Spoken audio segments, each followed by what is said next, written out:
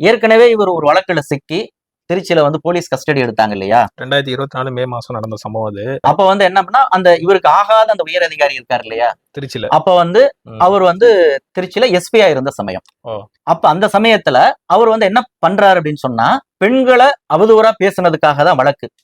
அப்ப அவரே ஒரு குற்ற உணர்வுக்கு ஆளாகணும் அல்லது வந்து அவர் குற்றத்தை அவரே வந்து ரியலைஸ் பண்ணணுங்கிற ஒரு நோக்கத்தில் இருந்து முழுக்க முழுக்க பெண் காவலர்களை கொண்டுதான் நீதிமன்ற காவலே அவர் வந்து செய்யறாரு. அவங்கள வந்து போய் கூட்டிட்டு வர்றது எல்லாமே, வேன்ல வர்றது எல்லாமே பெண் போலீஸ் தான்.